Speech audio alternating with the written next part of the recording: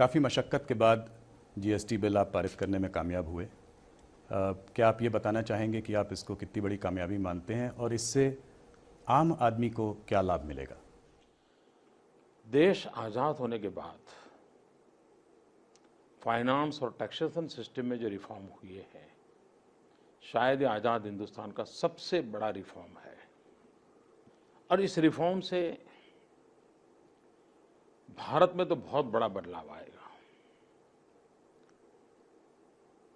हमारे देश में बहुत कम लोग टैक्स देते हैं। कुछ लोग इसलिए देते हैं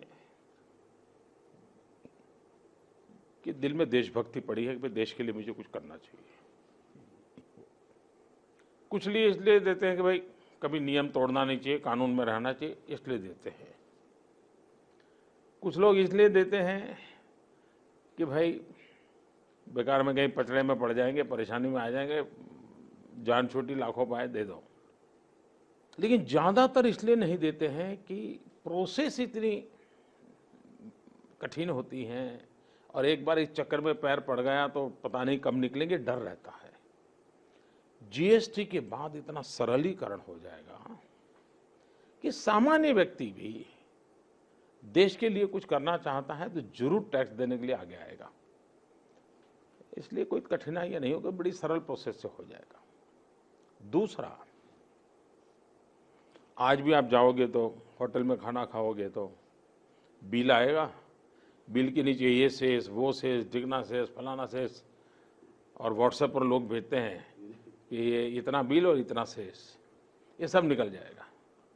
ये सामान्य मानवी को तो एकदम सरल हो जाएगा। दूसरा, हम देखते हैं कि ऑक्ट्रॉय के स्थान पर या स्टेट टू स्टेट जो चेक पोस्ट है वहाँ देखें, मीलों तक हमारी व्हीकल्स की लाइनें खड़ी हैं। और जब कोई व्हीकल खड़े रहते हैं तो देश की इकोनॉमी को बहुत नुकसान करते हैं। अब इसके कारण वो सीमलेस हो जाएगा, सारा एक दूसरे राज्यों से माल जाना आना सरल हो जाएगा और टैक्सेशन सिस्टम के तरीके भी सरल हो जाएंगे। और इसके कारण सामान्य मानवी को कठिनाइयां तो दूर होगी और देश का रेवेन्यू भी विकास के लिए काम आने में सुविधा बढ़ जाएगी।